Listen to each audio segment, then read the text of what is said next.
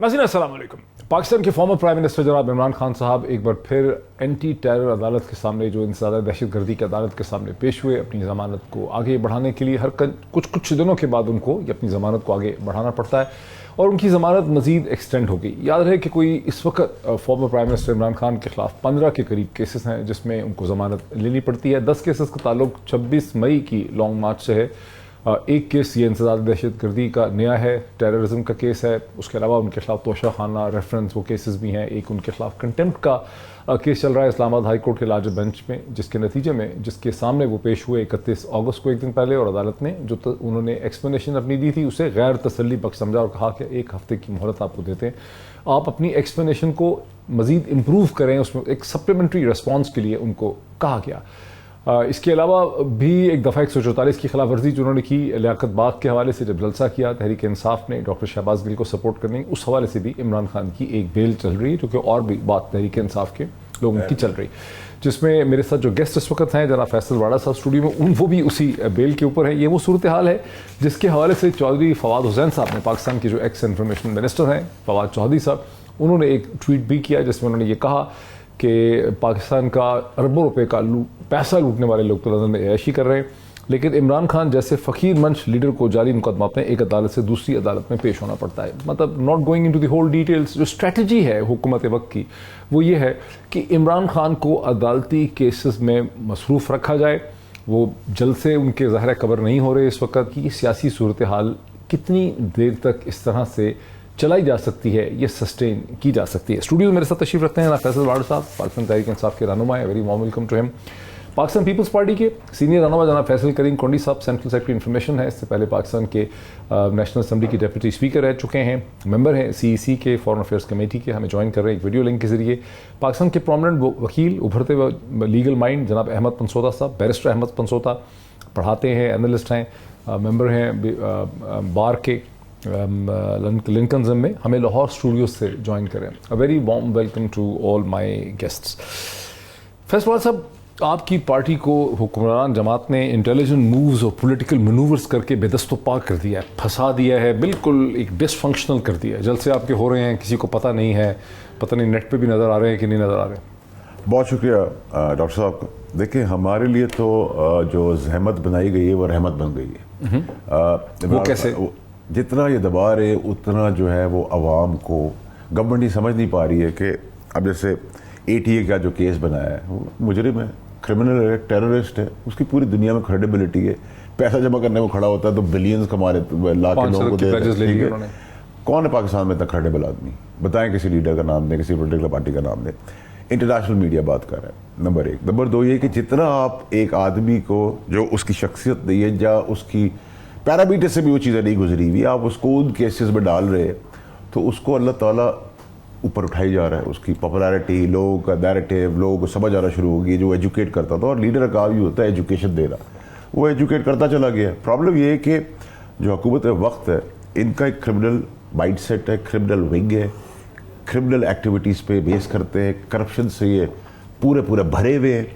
और ये जिस वक्त हुकूमत से बाहर होते हैं, मुल्क से बाहर चले जाते हैं, उसमें हमारे समेत हमारे पार्टी के अंदर भी कुछ लोग थे और पूरे पाकिस्तान का जो निज़ाम चलाते हैं, वो ये कहते हैं इंसाफ का निज़ाम जो चलाते हैं, वो उनको तरस भी बहुत आता है। अच्छा, मैं जब PMLN के लीडरों से उनको सुनता हूँ टेलीविज़न प्रोग्राम में या अदरवाइज, या अभी जैसे हमारे साथ फैसल करीम कोंडी साहब इस वक्त सुन रहे हैं और अभी हम उनसे बात भी करते हैं, वो ये कहते हैं कौन सी नई बात है। नवाज शरीफ साहब के साथ भी 2017 के बाद यही हुआ, कई केसेस हो गए, वो जेल में चले गए।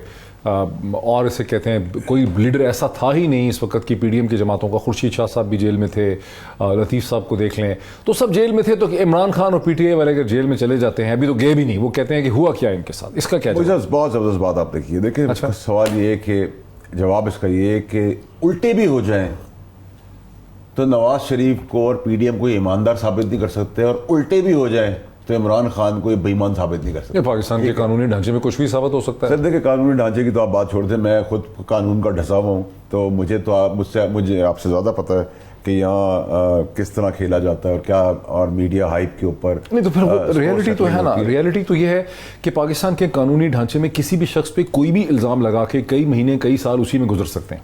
देखिए और उसमें अच्छे बुरे की तमीज ही खत्म हो गई। तो आप अगर कहते हैं कि नहीं ये तो बुरे लोग थे, इनके ऊपर केसेस बनने चाहिए थे, तो इसको हम कैसे साबित करें? मैं समझता हूं क्योंकि आप पे भी केसेस हैं, उस पे भी केसेस हैं, हर एक पे केसेस। देखिए वही सब डिबेट का जो एक्चुअल साइड है वो ये है कि हमने जो केसेस बनाए अनफॉर्चुनेटली, आपने तो केसेस बनाए नहीं, आपने सिर्फ एक FIA का बनाया। एक्चुअली सारी पीपल्स पार्टी के दौर के केसेस थे, हमने उनको परसू किया और जब हम उसको आगे लेके जा रहे तो हमारी पार्टी के अंदर भी कुछ सपोले और सांप थे, ठीक है। I be very blunt and honest and this I been telling my chairman also, ex prime minister साहब आल्सो।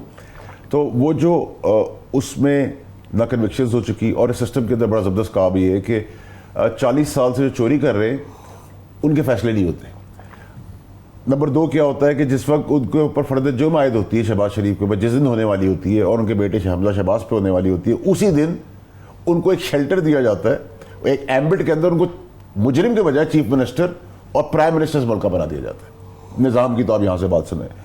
फिर आप आ जाए निज़ाम, दोहरा निज़ाम क्या है? कानून आपके लिए कुछ और है, मेरे लिए कुछ और है, गरीब के लिए कुछ और है, फलाने के लिए कुछ और है। कोई वोकल होगा तो उसको कहेंगे अब मर्डर नहीं किया, कत्ल नहीं हुआ, शोर मच गया, फैसले कत्ल कर दिए, जी सबूत इधर रख दो, शोर मच गया, बुईद पीरज़ादा साहब ने शो कर दिए कि फैसले कत्ल के केस में डाल दो उसको, ठीक है।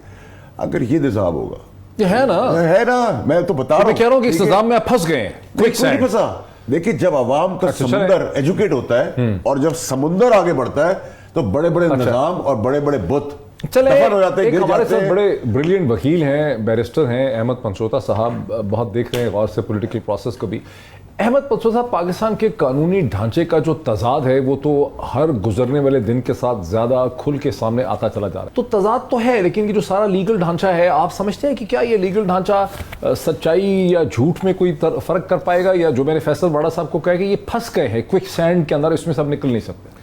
मोहित साहब, बिल्कुल आपने बात ठीक की है। जो हमारा लीगल प्रोसेस है, मेरा एक बड़े करीबी दोस्त है, वकील साहब है, राजा आमिर साहब, वो कहते होते हैं कि पाकिस्तान में कानून है ही नहीं, और अगर आप अंदर हो जाएं तो कानून ही कानून है। सो बिल्कुल दुरुस्त बात कहते हैं, क्योंकि पाकिस्तान का निज़ाम जो है वो ऐसा बिल्ट है, ऐसा डिज़ाइंड है कि ये बड़ा ट्रेचरस सिस्टम है जिसमें आप फंसते जाते हैं। लेकिन इसकी 2 साइड्स हैं। पहली साइड ये है कि तो आप फिर क्या कर रहे हैं? आप जैसा बैरिस्टर ब्रिलियंट जो है, जो इतना आइडियलिस्ट आया, आप क्या कर रहे हैं इसको चेंज करने के लिए? जी सर, मैं उसी पर आ रहा था कि जो पॉलिटिकल पार्टीज हैं, चूंकि उनमें कंसेंसस नहीं है अगेंस्ट अ फ्यू थिंग्स, आपस की लड़ाइयां हैं, इसको एक्सप्लॉइट किया जाता है इस लीगल सिस्टम में थ्रू अ थर्ड फोर्स, और जब भी कोई पॉलिटिकल पार्टी नहीं आती है उसको किसी ना किसी केस में फंसवा दिया जाता है। ये तो है उसकी पहली साइड। सो इनको कंसेंसस चाहिए। जो दूसरी साइड है, जो हमारा लीगल प्रोसेस है, उसमें पहले से बहुत ज़्यादा फ़र्क है। आज से कुछ साल पहले तक आपको केसेस सुनने को मिलते थे कि जी 14 साल केस चला है, लेकिन फोटोकॉपीज़ की बिना पर कन्विक्शन नहीं हो सकती। लेकिन आज वो चीज़ नहीं है। अगर कोई कंटेम्प्ट करता है तो उसको कंटेम्प्ट की भी सज़ा मिलती है। अगर आप देखें तो आपकी करप्शन के केसेस भी डिसाइड होना शुरू हो गया। आपके सामने नवाज शरीफ साहब की मिसाल मौजूद है। बेहतरी तो डेफिनेटली पहले से आ रही है, लेकिन निज़ाम इतना ट्रेचरस है कि जब आप इसके अंदर जाते हैं तो आपको इसको फाइट करके, जिस तरह दलदल में इंसान फंसता है, बाहर आना पड़ता है। और ये चीज़ इस वक्त खान साहब के साथ हो रही है। लेकिन खान साहब को एक एडेड एडवांटेज यहाँ पर यह है कि खान साहब का जो पॉपुलैरिटी ग्राफ है वो बहुत हाई है। मैं आपको बड़े वसूख से कह सकता हूँ, बिफोर के आपको और मुझे भी कंटेम्प्ट में बुला लिया जाए, कि पाकिस्तान के बहुत कम जुडिशल ऑफिसर्स ऐसे हैं, सुपीरियर कोर्ट्स के भी और सबऑर्डिनेट कोर्ट्स के भी, जो इमरान खान के खिलाफ फैसला करते हुए बड़ी दलेरी से फैसला करेंगे। हर आदमी के निगाह में ये चीज़ होती है कि जब कॉन्स्टिट्यूशनल केस है, पॉलिटिकल केस है, या कोई ऐसी नौयत का केस है जो बादी नज़र गलत है, उसमें इस किस्म के फैसला एक्सपेक्ट करना कि उनको कन्विक्शन हो जाएगी बहुत मुश्किल है। तो मैं समझता हूं कि उनकी पॉपुलैरिटी उनका बहुत बड़ा सेवियर है इस वक्त at the moment. No doubt he is going through all of this, और साथ साथ पॉपुलर मजीद हो रहे हैं बिकॉज उनको दिखाया जाता है मजलूम के तौर पर। मैं आपसे पहले ना बैरिस्टर साहब, मैं क्विक एक चीज आपसे थोड़ा सा, क्योंकि फैसल करीम कोडी साहब ने फाइनली हमें ज्वाइन कर लिया। पाकिस्तान में तो बहुत से लोगों को कहीं मतलब एक कंटेम्प्ट उनके ऊपर लग जाती है। सिस्टम में डिफ्रेंशिएट करने की एबिलिटी नहीं है कि कंटेम्प्ट क्या है। कंटेम्प्ट का लॉ तो होना चाहिए, और मेरे हिसाब से कंटेम्प्ट का लॉ तो उस वक्त होना चाहिए जब कोई शख्स एक अदालत के फैसले को इंप्लीमेंट नहीं होने देता, उसकी अदालत के फैसले वर्डिक्ट को मानने से इनकार कर देता है, डिफाइंस करता है, वहां एक्चुअल कंटेम्प्ट होती।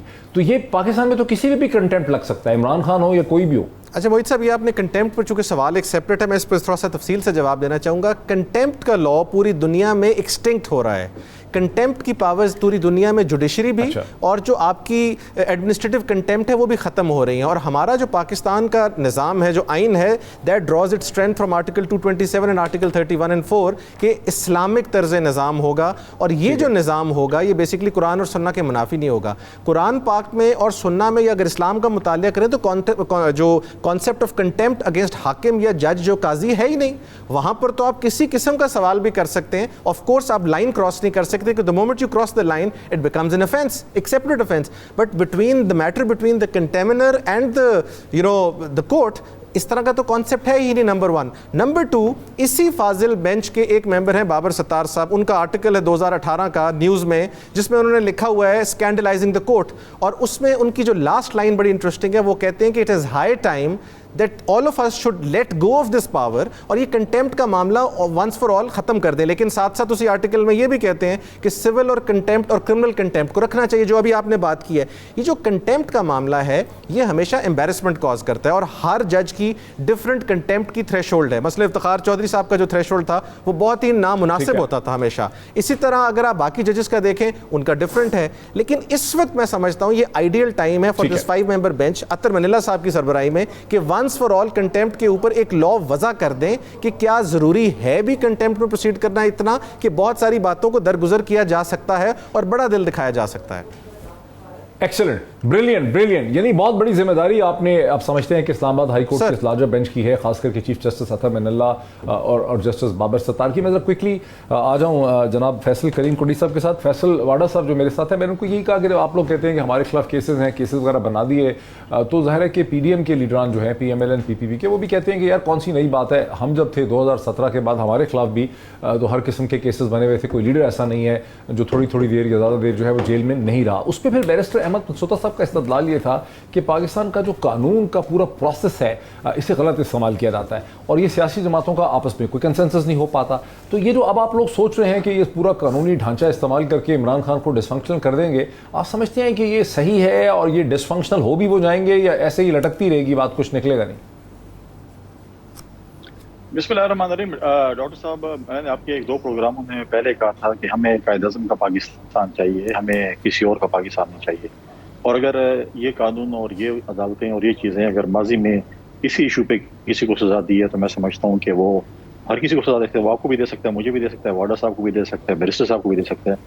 लेकिन मैं बैरिस्टर साहब की इस पॉइंट से एग्री नहीं करता हूँ कि इमरान पॉपुलर लीडर है, उसके खिलाफ फैसला नहीं हो सकता। अगर इमरान पॉपुलर लीडर है और वो किसी की ऐसी की तैसी करेगा और उसके खिलाफ फैसला नहीं होगा, ये तो जनरल कानून हो सकता है। वो तो पंडित साहब मैंने उनसे डिसएग्री किया, आपने सुना होगा कि मैंने उनसे डिसएग्री किया। मैंने कहा पॉपुलैरिटी यार्डस्टिक नहीं हो सकती, पॉइंट ऑफ लॉ होना चाहिए। देखिए, पॉपुलर लीडर तो शहीद जुल्फ़िकार अली भुट्टो भी थे, जिसको अदालती कत्ल हुआ, उसको फांसी पे चढ़ाया गया। फिर जज साहबान कह रहे थे कि जी ये हो गया वो गया, लेकिन शहीद जुल्फ़िकार अली भुट्टो हमें वापस नहीं मिल सकता था। 14 साल आसिफ अली ज़रदारी साहब को भी जेल में डाला गया, उसके बाद बाइज्जत बरी हुए। इस तरीके से बाकी भी अगर आप देखें, जिस तरीके से पाकिस्तान पीपल्स पार्टी की लीडरशिप को डाला गया, जिस तरीके से अब पे केस बनाए गए, मैं इस डिबेट में नहीं आता कि वो किसने किए, कैसे किए, किस तरीके से किए, वो भी है। लेकिन ये देखें, अगर आप कहें कि जी तो फिर तो पाकिस्तान में अदालत हमें भी कहे कि कल अगर मेरे खिलाफ डी खान ने कोई मजिस्ट्रेट या कोई लोअर कोर्ट का जज कोई फैसला करे, फिर मैं भी उसकी ऐसी की मैं भी उसको इस तरीके से, कोई भी मैं नहीं समझता, कोई भी जो है चाहे हमारे जो पैनल में जितने मेरे भाई बैठे हुए हैं और आप हैं, कोई भी नहीं चाहता होगा और इमरान खान भी शायद ना चाहते हो कि उनके घर की औरतों को इस तरीके से पुकारा जाए, इस तरीके से इमरान खान ने उस जलसे में कहा था। देखिए, आप मतलब है कि आप वो क्या कह रहे थे कि मैं आप इस तरह डी चौक में जब इनका पहले था तो उस वक्त भी यही चीज़ देखें, जलसे के जो है वो भड़कें होती हैं, जो डायलॉग्स होते हैं, वो अदालतों या इदारों के खिलाफ नहीं हो सकती हैं। आप अपने मुखालफिन के खिलाफ भी इस्तेमाल कर सकते हैं। उस वक्त इमरान खान साहब ने ये भी कहा था कि मैं अपने हाथ से जो है ना इनको लटकाऊंगा, इस IG को लटका दूंगा, ये कर दूंगा।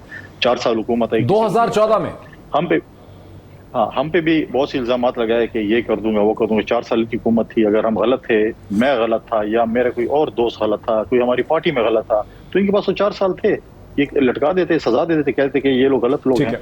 लेकिन इनके बस में कुछ नहीं था। लेकिन कॉन्सेप्ट की जो हम जब सुनते हैं लियाकत बाग के जलसे को, तो हमें ये समझ आता है कि वो कह रहे हैं कि हम इनको छोड़ेंगे, इनके खिलाफ केसेस करेंगे। उन्होंने क्लियरली कहा है हम केसेस करेंगे इनके खिलाफ। नहीं, ये केसेस आपने ऐड किया या उस वक्त था ये केसेस का? मैं तो केस का लफ्ज नहीं सुना, अगर आपने उसमें ऐड सर किया। एक्चुअल लैंग्वेज आप कहते हैं, मेरा प्रोड्यूसर ने रखा हुआ नहीं सर है जी, केस का है। मैं 2 दफा अपने वीलॉग्स में दिखा चुका हूं, उन्होंने कहा हम केसेस करेंगे। मैं साथ था, उन्होंने कहा कि हम कानूनी कार्रवाई करेंगे। इसमें प्रोड्यूसर साहब को अल्लाह करे कि उनके पास टुकड़ा हो। मैं आपको बता देता हूं, चूंकि हम उस केस में वकील हुए, इसको डिफेंड कर रहे हैं। मेरे पास सर है टुकड़ा, मैं ला इलाहा इल्लल्लाह मोहम्मद और रसूला की कसम खा के कहता हूं कि उन्होंने ये कहा कि हमने वकला से मुलाकात की है, मैंने आज ही हम इनके खिलाफ कानूनी कार्रवाई करेंगे, हम इनको छोड़ेंगे नहीं। This is what he is saying, he is not saying हम उनको पकड़ के मारेंगे। वो तो राना सनाउल्लाह साहब ने ऐसी बात की। हाँ, राना सनाउल्लाह साहब ने ऐसी बात की है, या ऐसी बात की थी, या ऐसी करने के उसके वकील तो मैं नहीं हूं ना। देखिए, मैं तो रसूल को यहाँ पे, वो रसूल ने अगर किया है तो उसको आप उसके खिलाफ केस कर लें। यहाँ पे ट्रस्ट और क्रेडिबिलिटी नहीं है। मैं चूंकि वीलॉग्स में इस्तेमाल कर चुका हूँ ये टुकड़े, में आपको बता रहा हूँ कि राना सनाउल्लाह साहब ने कहा कि जो अदालत इसके साथ मिलकर करेगी उसकी खैर नहीं है, हम देख लेंगे। और चलो, अगर इन्होंने कह दिया कि वो हम केस करेंगे, फिर जवाब केसेस करेंगे। पर एक ब्रेक ले लेते हैं, ब्रेक के बाद गुफ्तगू को आगे बढ़ाते हैं आफ्टर द ब्रेक। नाज़रीन, वेलकम बैक। कुंडी साहब, ये जो सारी स्ट्रेटजी है कि इमरान खान के जलसे नहीं दिखाने हैं, इंटरनेट को बंद कर देना है, यूट्यूब चैनल्स के, ये सब चीज़ें आपको लगता है, कुंडी साहब आप इतने इंटेलिजेंट आदमी हैं माशाल्लाह और इतने अरसे से सियासत में, आप समझते हैं कि ये चीज़ें सस्टेन हो जाएंगी, इससे आपको फ़ायदा हो रहा है? डॉक्टर साहब, मैं आपकी बड़ी मेहरबानी, आपने मुझे इंटेलिजेंट कहा, लेकिन मैं आपसे ज़्यादा इंटेलिजेंट नहीं हूँ। लेकिन बात यह है कि आपने जो बताया कि बिल्कुल इमरान का जलसा है, लोग सैलाब में मर रहे हैं, हम तड़प रहे हैं, हमारे लोग खैबर पख्तूनख्वा, सिंध, बलूचिस्तान की आवाम जो है आज सियासी लीडरान की तरफ देख रही है कि वो हमारे साथ क्या करते हैं। इनको जलसे की पड़ी हुई है, अपने इक़्तिदार की पड़ी है कि पाकिस्तान खुदा न खास्ता जिधर भी चला जाए मुझे इक़्तिदार दे दो। इलेक्शन होने अक्टूबर 2023 में, जलसे कर लें, सैलाब की इमदाद कर लें, उसके बाद आप जलसे करें, जुलूस करें, एहतजाज करें, अपनी मर्जी। लेकिन जो आपने नुक्ता रेज किया ना कुंडी साहब, वो इंपॉर्टेंट है कि इमरान खान साहब जो है वो जलसे कर रहे हैं जबकि लोग जो हैं वो सैलाब के हाथों, वो समझते हैं कि बेसिकली तौर पे ये आपकी बेहिसी है एक तरह की, कि इस मौके पे आप अपने इक़्तिदार की खातिर आपकी पार्टी जो है जलसे कर रही है, जबकि इस वक्त आपको सिर्फ फ्लड रिलीफ करनी चाहिए। मुझे साहब, मेरा ख्याल है कि कुंडी साहब से मैं एक्सपेक्ट नहीं करता था। मैं कुंडी साहब को याद दिला देता हूँ कि कुंडी साहब के वुज़रा जिस वक्त सैलाब में तबाही हो रही है, बेबसी से लोग मर रहे हैं, उसमें एक वजीर उनका ये नायग्रा फॉल्स की तस्वीर डाल रहा है, वो वहां देख रहे हैं। उसके बाद एक वजीर डाल रहा है हम स्टेक और फिश खा रहे हैं, और तीसरा ये लेक्चर दे रहा है कि तुम्हारे गुनाहों की सजा है।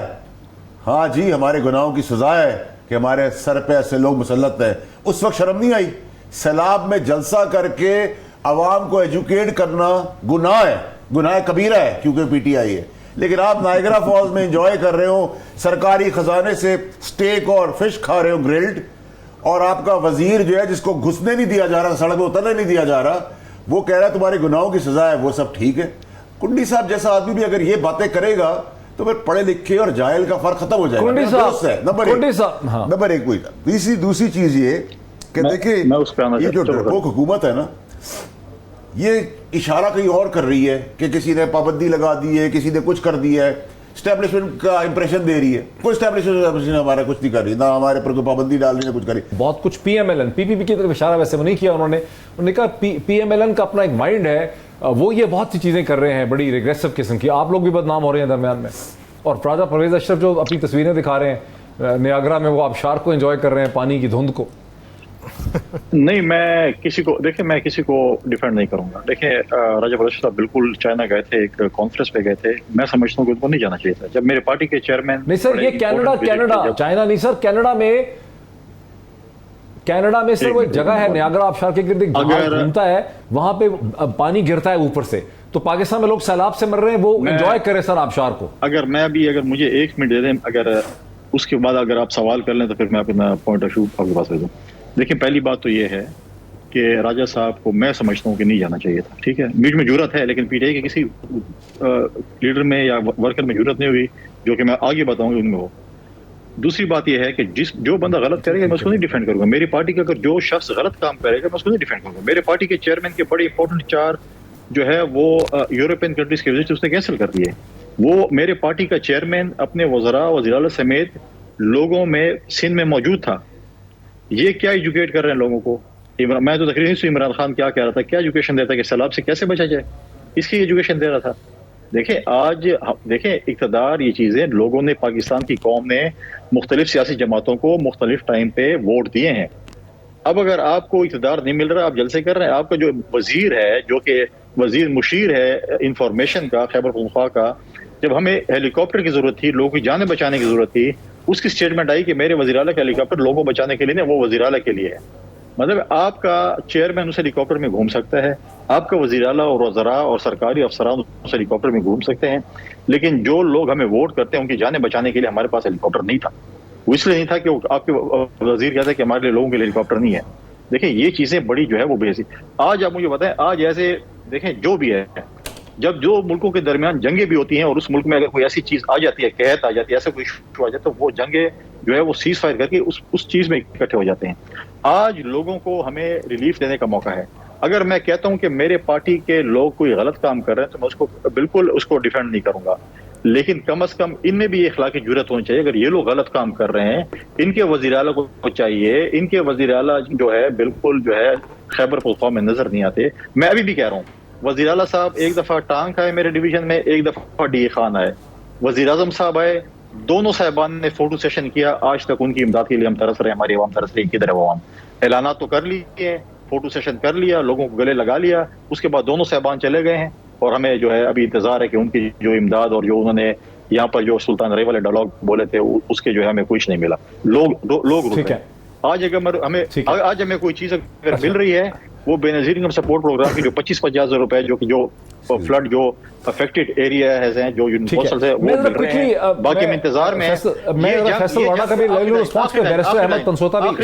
आखिरी लाइन देखें, ये जो है ये आवाम की खिदमत करनी है। ये आप सूबे और मरकज की जंग छोड़ें, ये पीटीआई, पीएमएलएन, पीपल्स पार्टी छोड़ें, आवाम की खिदमत करें। हमें ये चीजें करनी चाहिए, हम अपनी खींचतानी में इस चीज को नहीं करना चाहिए। दूसरी चीज, बैरिस्टर साहब ने जो लाइनें पढ़ी हैं उसमें तो मुझे वो चीज नजर नहीं है जो आपने जबानी कही थी। तो उसके बावजूद भी अगर बैरिस्टर साहब उसको डिफेंड करते हैं, तो पाकिस्तान में वो वक्त भी आया था जिनके खिलाफ कंटेम्प्ट ऑफ कोर्ट हुआ था, उनको कहा अदालत भी ना है और हम आपके खिलाफ फैसला नहीं। आप खिलाफ फैसला सुना देते हैं, लेकिन कम से कम उनको अदालत में सुन लेते और क्या डिफरेंट चीज पे फैसल कुंडी साहब, वो आप देखें, कुंडी साहब वो आप एक उसको आप डिफरेंट एंगल पे लेके जा रहे हैं। अभी इशू है क्या इमरान खान ने कहा है कोई फिजिकल वायलेंस का? हरगिज नहीं कहा सर, 1% भी नहीं कहा है। क्लियरली लीगल एक्शन की बात की है। आप ये कह सकते हैं कि टोन एंड टैनर जो है वो जरा सख्त हो सकता था। मैं फैस्ट बैरिस्टर अच्छा, वो बड़ी देर से सुन रहे हैं।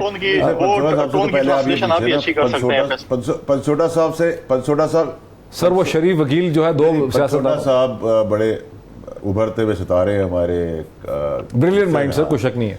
तो पंचोटा साहब के प्रोग्राम में खोसा साहब ने, ठीक है, और पंचोटा साहब ने मुझे भी और दीगर टॉप कॉन्स्टिट्यूशनल वकीलों ने मुझे कहा, पंचोटा साहब टेलीविजन के ऊपर है, उन्होंने कहा आपके साथ जुल्म और ज़्यादती हुई है, आपका केस ही गलत फैसला हुआ है। आपके प्रोग्राम में खोसा साहब ने भी ये बात की, लतीफ खोसा साहब, बिल्कुल मेरे प्रोग्राम में कहा, पंचोटा साहब ने मुझे कहा, और जितने वकील हैं काबिल उन सब ने ही मुझे कहा। जबकि वैसा ही सिमिलर केस मुराद अली शाह का है, खाकर अब्बासी की बहन सादिया अब्बासी का है, मरूफ शहरमान मलिक का है। और इस वक्त जब आज हम कोर्ट की प्रोसीडिंग सुन रहे थे तो उसमें कहा गया कि सुप्रीम कोर्ट के कंटेम्प्ट ऑफ कोर्ट के बड़े रूल्स क्लियर है। मेरे केस में सुप्रीम कोर्ट के ऑर्डर्स थे, अभी रिसेंट उनको साइड पे कर दिया। मतलब यहाँ बस ऐसा ही है, माइंड इज राइट। और सर ऐसा ही है। बैरिस्टर अहमद फजल साहब, ये जो दलील है कुंडी साहब की कि भाई इस वक्त जब सैलाब है तो जो पॉलिटिकल प्रोसेस है जलसों का वो रुक जाना चाहिए, इस पे आपका क्या इस्तदलाल? सर, मैं पर्सनली समझता हूं कि जो जलसे की जहाँ तक बात है, जलसे मेरा ज़ाती व्यू है कि सिर्फ पीटीआई और बाकी तमाम लोग इसलिए कर रहे हैं क्योंकि आपने बाई इलेक्शंस भी अनाउंस किए हुए हैं। अगर तो आपने बाई इलेक्शंस विड्रॉ कर लें और तमाम की तमाम आवाम को आप लगा दें सैलाब के ऊपर, तो आई थिंक बिल्कुल जलसे नहीं होने चाहिए। एंड कुंडी साहब की इस बात से मैं 100% एग्री करता हूँ कि आप जाएँ सैलाब के लिए काम करें, इसमें कोई बुराई वाली बात नहीं, और जलसे नहीं करनी चाहिए, उसका पैसा भी वहाँ कन्वर्ट करें। लेकिन बाई इलेक्शन से हम एक स्टेप पीछे लेने के लिए तैयार नहीं है। लेकिन जब हम अपनी इलेक्शन कमीशन से पूछते हैं कि आप हमारे जनरल इलेक्शंस करवाएं, वो कहते हैं जी हमारे पास पैसे नहीं है। लेकिन बाई इलेक्शंस के लिए हमारे पास पैसे हैं और उनको पता है कि इन बाई इलेक्शंस को जीतने के बाद पीटीआई ने फिर ये सीटें छोड़नी है, फिर बाई इलेक्शंस होंगे। So we are willing to spend on that seats, लेकिन हम वो नहीं करेंगे। सो मेरा कहने का मकसद ये है, दूसरा जलसे से आप किसी पॉलिटिकल पार्टी को रोक नहीं सकते, ये उनका आईनी हक है। आर्टिकल 19, 19A, आर्टिकल 16 असेंबल करने का उनका हक है, आप उनको नहीं रोक सकते। आपने तो सर हमें शर्मिंदा ही कर दिया है कुंडी साहब, ये तो बैरिस्टर साहब ने शर्मिंदा कर दिया सर, आपको भी मुझे याद नहीं था, आपने इसका जिक्र नहीं करना चाहा कि आपकी हुकूमत ने एक बाय इलेक्शन ऐलान किया हुआ है 25 सितंबर को 9 नशिस्तों पे, और ये जलसे उस हवाले से हो रहे हैं। अब आप कह रहे हैं कि बाय इलेक्शन भी करवाने लेकिन जलसे भी कर रहे हैं दूसरी जमात, यानी हाथ बांध के आप उनको मारना चाह रहे हैं। कुंडी साहब ये तो ज्यादती की बात है, मेरी शर्मिंदगी है नाज़रीन। नहीं, मरीम साहब अभी कर रही हैं जलसे, गिलानी साहब ने आज जलसा किया है, यूसुफ रजा गिलानी साहब की आज वीडियो आई है। देखिए नहीं, देखिए आप शर्मिंदा ना हो, ये तो शर्मिंदा कर दिया सर बैरिस्टर साहब ने हम सबको। नहीं, मेरे कुंडी साहब बड़े भाई शर्मिंदा नहीं, मैं बैरिस्टर साहब को अप्रिशिएट करूं, लेकिन अब आप 3 हो गए, मैं अकेला आपके साथ नहीं सर, मैं आपके साथ हूं। लेकिन जो है मैं ये पूछ रहा हूँ कि सरगोदा में कौन सा इलेक्शन है जिस हल्के में आज इमरान साहब गए हैं, उसमें इलेक्शन है? मुझे नहीं पता कि इलेक्शन है वहाँ पे इलेक्शन है। मेरा सवाल है, पाकिस्तान का सबसे बड़ा लीडर है, सरगोदा हो, मुल्तान हो, कराची हो या इस्लामाबाद हो या पेशावर हो, जिधर जाएंगे हमारा मुल्क है, लाखों लोग खड़े होते हैं। अब आपके वहाँ आप लोग बिरयानी के देगे खिला के भी कई दर्जन लोग नहीं खड़े कर सकते, तो हमारा कसूर है क्या? अभी आप सिंध में देखना, वो तो इतना बड़ा जलसा आप 14 पार्टियां मिलकर नहीं कर सकती। ब्रेक ले लूं मैं, ब्रेक ले लूं। कुंडी साहब की शिकायत भी है कि सब इकट्ठे हो गए, ब्रेक ले लूं मैं, ब्रेक के बाद बात को आगे बढ़ाते हैं, कुंडी साहब से जवाब लेते हैं आफ्टर द ब्रेक। नाज़रीन वेलकम बैक, कुंडी साहब की तरफ चलते हैं। कुंडी साहब, आपका शिकवा था कि भाई 3 लोग इकट्ठे हो गए, 3 नहीं है 2 ही हैं, लेकिन आप बताएं आप क्या कह रहे थे, क्योंकि वो कुछ शर्मिंदा सा कर दिया बैरिस्टर साहब ने ये जिक्र करके कि 25 को बाय इलेक्शन। आप शर्मिंदा ना हो, मैं बैरिस्टर साहब से पूछ रहा था कि सरगोदा में कौन सा इलेक्शन हो रहा है। उधर रेस्क्यू करने के लिए बैरिस्टर साहब को जो है वो फैसल साहब आ गए कि जी वो पाकिस्तान में हर जगह कर सकते हैं, पॉपुलर लीडर जो भी है, जल्द से आप सुबह करें शाम करें सब कुछ करें, हमें आपको मना नहीं कर रहे। लेकिन मैं ये कह रहा हूँ कि इन लोगों ने वोट दिया है मुख्तलिफ जमातों को। आज आप अपनी इक़्तिदार की खातिर मुझे इक़्तिदार चाहिए, मुझे इलेक्शन चाहिए, इलेक्शन होना है अगले साल। लेकिन आप ये कह रहे हैं कि इमरान खान को जल्द से मतलब आप लोगों की मंशा से करने चाहिए, वो उसकी अपनी पॉलिटिकल मोबिलाइजेशन की थिंकिंग नहीं हो सकती कि मुझे कहां से बटन दबाना है। नहीं, मैं कह रहा हूँ दिन रात करें, लेकिन इंसानियत कोई चीज होती है कि नहीं होती है? क्या आप कहते हैं कि नहीं है? आज आपके ऊपर मुश्किल वक्त इंसानियत उस वक्त नहीं थी साहब जब आप स्टेक खा रहे थे सरकारी पैसों की, जब वो आप नाइगर फॉल्स की वीडियोस और तस्वीरें शेयर कर रहे थे, जब आपका मिनिस्टर जो है वो सड़क पर उतर नहीं सका और कहा तुम्हारे गुनाहों की सजा है, उस वक्त शर्म नहीं आ रही थी? मतलब किसी की मैयत हो गई, किसी की गाड़ी का जनाजा हो गया और आप बिरयानी खा रहे हो, वो आप जस्टिफाई कर रहे हैं? सर ये तो गलत है ना कुंडी साहब, आप तो ऐसी बातें ना कर रहे हो। दूसरी बात ये कि ये बार बार बुज़दिली का मुजाहरा ना करें, ऐसे नहीं है। बोले कुंडी साहब के हम अगर आपने बीच में बोलना है तो फिर तो प्रोग्राम नहीं हो सकता। अगर ऐसे बात करनी है, देखें मेरी बारी है, मुझे बोलने दें सबको। अगर डॉक्टर साहब इनको टाइम दें फिर मुझे नहीं, ठीक है। अच्छा नहीं रुके साहब, मैं बात कर रहे हैं कुंडी साहब कुंडी साहब बात खत्म करें। सर मुझे डॉक्टर साहब ऐसे प्रोग्राम नहीं होगा, प्लीज कुंडी साहब को बात कर। जी कुंडी साहब, डॉक्टर साहब क्या बात कर दी है? नहीं आप इनको टाइम दे, मैं सुन रहा हूं आपके प्रोग्राम, आप इनके साथ प्रोग्राम बोलने दे, दोस्त आप दोनों हैं। नहीं आप दोनों दोस्त हैं, आपस में झगड़ा करें। कुंडी साहब आप इनको टाइम दे दें, मैं सुन रहा हूँ। देखिए चलें आप दें इनको, आप इनके साथ प्रोग्राम कर ले, मैं सोलो कर स्टूडियो में बैठे ना, एडवांटेज ले रहे हैं अपना। अच्छा बस ठीक है, मैं सुन रहा हूँ जो कहने का। स्टूडियो में जब बैठा होता है ना, उसके पास अनफेयर एडवांटेज होता है। नहीं देखें बहुत से डॉक्टर साहब, मैंने कभी कोई प्रोग्राम ऐसे नहीं किया जिससे मैंने किसी को इंटरफेयर किया हो। मैंने इनकी अगर गलत बात भी है मैंने सुनी है, ठीक है। अगर इन्होंने ऐसे प्रोग्राम करना है, आप मेरा टाइम इनको दे दें, ये प्रोग्राम कर लें, आइंदा भी आप इनके साथ प्रोग्राम करें, फिर आप इनको दे दें टाइम। बस ठीक है, आप इनको स्टूडियो में फिर रोज सोलो प्रोग्राम पे बुला लिया करें, हमें ना बुलाया करें, फिर इनको बुला लिया करें। अच्छा चले, बात तो गुस्सा थूके, बात तो मुकम्मल करें अपनी। नहीं बस आप करें ना प्रोग्राम, ये बोले और क्या स्टेक खा रहे थे, फिश खा रहे थे, उसके बाद आगे क्या और क्या चीजें थी, वो चिप्स भी होंगे साथ, कोक भी होगी, और क्या? वो ये कह रहे हैं कि हम, अच्छा वो आपने सुना ना, बैरिस्टर पेंसोता भी कह रहे थे कि मरियम नवाज भी कर रही हैं जल्द से, गिलानी साहब भी। मैं मोहित साहब अगर इजाजत तो फिर, क्योंकि आपका टाइम भी चल रहा है इस प्रोग्राम का, मैं वो कुंडी साहब की बात, सर कुंडी साहब नाराज हो रही, कुंडी साहब बात मुकम्मल करें, फिर बैरिस्टर साहब के पास जाएंगे। जी कुंडी साहब, मेरा ख्याल कुंडी साहब की लाइन जो है वो ड्रॉप हो गई है। कुंडी साहब ने लाइन ही काट दी। मैं सर आपको थोड़ी सी इस पे बात जी कर रहा हूं। बैरिस्टर साहब, देखिए मैं बैरिस्टर साहब, कुंडी साहब नाराज हो गया, ये फैसला आपने कमाल कर दिया है। आप लोगों की सुलह हो जाएगी। ये वैसे नाज़रीन बड़ी जाती है सियासतदानों को, मैं आपको बता दूं कि आपस में बड़े अच्छे ताल्लुकात हैं। जब मिलते हैं लंच डिनर कर रहे होते हैं, कोई नाराजगी नहीं है। टीवी प्रोग्राम्स के ऊपर ही सारी नाराजगी होती है। नहीं सर, हमारा बड़ा क्लियर है सर, जिससे हम टीवी पे लड़ते हैं उससे बाहर भी हम लड़ते हैं। मैंने कभी नहीं किसी को लड़ते देखा सर। नहीं सर, मैं मुनाफिक नहीं हूँ सर। जिसका गिरेबान टीवी पे पकड़ता हूँ उसका बाहर भी पकड़ता हूँ। कुंडी के साथ अच्छा ताल्लुक है। आई वाज नॉट एक्सपेक्टिंग कि कुंडी दलाइल ना देने के बजाय एक्सक्यूज बना के निकल जाएगा, कोई दोस्त है। मैं सब क्योंकि आज उसने बहुत अनजस्टिफाइड चीजों को जस्टिफाई करने की कोशिश की। I was not expecting this from him. जी बैरिस्टर साहब, बैरिस्टर अहमद पनसोता। पहली तो बात यह कि मुझे जलसों का इस तरह पता लगा क्योंकि मैंने एक ही दिन में 3 स्टेज गिरने की वीडियोस देखी, जिसमें मरियम नवाज साहिबा का भी स्टेज गिरा, गिलानी साहब का भी गिरा और 1-2 और गिरे। सो मकसद जो है इसको फ्लड से रिलेट करना बिल्कुल गलत बात है। फ्लड्स के लिए काम होना चाहिए, फंड रेजिंग होनी चाहिए। तमाम पॉलिटिकल पार्टीज अपनी अपनी तय कोशिश कर रही हैं। इमरान खान साहब ने भी कोशिश की, पीपल्स पार्टी ने भी की, लेकिन इस चीज़ पर आप क्रिटिसाइज नहीं कर सकते। नंबर 1। नंबर 2, मेरी अभी बात हुई है, मैंने फ़ोन किया सरगोदे में जो लॉयर उनके इंतज़ार पंजोता साहब हैं, उनसे मैंने पूछा। उन्होंने कहा जी खान साहब ने अपने तमाम जलसों को जो कि फ्लड से रिलेटेड हैं या नहीं है उनको फंड रेजिंग में कन्वर्ट भी कर दिया है कि हर जलसे में मैं फंड रेजिंग भी करूंगा। सरगोदे से भी फंड रेजिंग हो रही है, which is a positive move. And I think वो सिर्फ जलसा नहीं कर रहे बट एक उनकी ऑनगोइंग कैंपेन चल रही थी जिसको वो प्रमोट कर रहे हैं। मकसद ये है कि बजाय ये कहने कि आप जलसा क्यों कर रहे हैं, आप कोशिश करें कि आप फ्लड अफेक्टेड एरियाज में जा रहे हैं, वहाँ पर सिंध गवर्नमेंट के रिसोर्सेज लग रहे नहीं लग रहे, पंजाब की गवर्नमेंट के लग रहे नहीं लग रहे, केपी में लग रहे नहीं लग रहे, उसके ऊपर बात करें। अब अगर आप कहें जी जलसा क्यों नहीं कर रहे हो, हमारी पंजाबी की मिसाल है कि आटा गूंदी हिल्दी क्यों है, तो ये तो this does not make sense. ये डिबेट तो टीवी पर होनी ही नहीं चाहिए। सो इसलिए मैं बार बार उस तरह बात कर रहा हूँ, उनका बुनियादी हक है। कल को फिर आप कह देंगे जी ARY की खुलवाने के लिए जलसा क्यों हो रहा है, कल को फिर आप कहेंगे जी फलानी चीज़ के लिए जलसा क्यों हो रहा है। जलसा करना, असेंबल करना उनका बुनियादी और आईनी हक है। वो एक्सरसाइज कर रहे हैं, आपसे उस लेवल के जलसे होते हैं आप कर लें तो वो आप भी बड़ी अच्छी बात है। मकसद ये कि इतनी आवाम इकट्ठी करना, फ्लड्स और नो फ्लड्स, शायद बाकी पॉलिटिकल पार्टीज के लिए इस वक्त पॉसिबल नहीं है, तो तनकीद के ऊपर बात जो है वो ज़्यादा रिलाई की जा रही है। बट वंस अगेन जहां पर कोई नॉन सीरियस, मरियम नवाज साहिबा के और गिलानी साहब के जलसे में ज़्यादा लोग नहीं थे।